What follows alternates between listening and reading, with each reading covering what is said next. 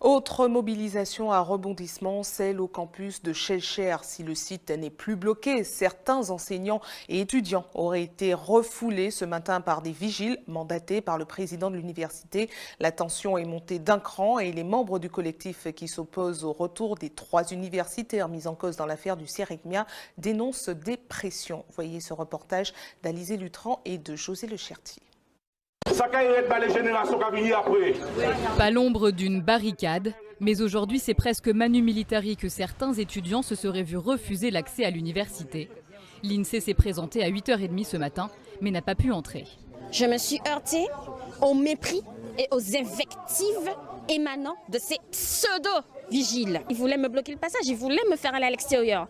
Et au moment où je lui ai sorti ça, qu'on est dans une université ici, il s'est mis à me mépriser, à m'invectiver. Même scénario pour la doyenne de la faculté de lettres et des sciences. Elle est membre du collectif d'enseignants et d'étudiants qui s'opposent au retour des 3 universitaires mis en cause dans l'affaire du Sérigmia.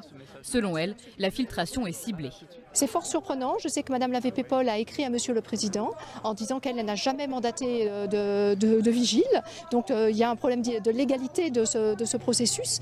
Et le plus incroyable, c'est que Monsieur le Président aurait réduit encore hier les droits de Mme la VP Paul ici pour lui enlever justement tout ce qui a trait à la sécurité. Depuis le début de la mobilisation, c'est donc un nouvel enseignant qui aurait été mandaté par le président de l'université pour s'occuper de la sécurité. Selon lui, les vigiles sont là en toute légalité. Le président a signé avec une entreprise de sécurité, Eurosécurité, tout à fait légale, pour éviter les blocages. Je rappelle que les étudiants ont perdu environ une semaine à 10 jours de cours. Actuellement, on est en train de rattraper les cours et commencer les contrôles continus et les examens. On a pris du retard. Voilà, c'était l'action. Le seul élément qui nous semble important, c'est la formation et la recherche. C'est facile de signer une pétition. C'est facile de mettre j'aime sur Facebook. Où êtes-vous?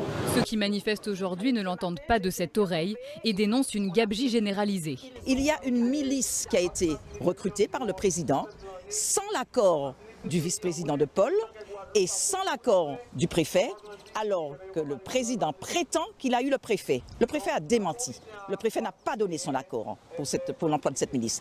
Et cette milice filtre l'entrée, tout ce que cela entraîne, à savoir des menaces, des étudiants ont reçu des menaces de mort, de l'intimidation, du chantage sexuel, du monnayage sexuel pour la délivrance des diplômes. Nous disons non.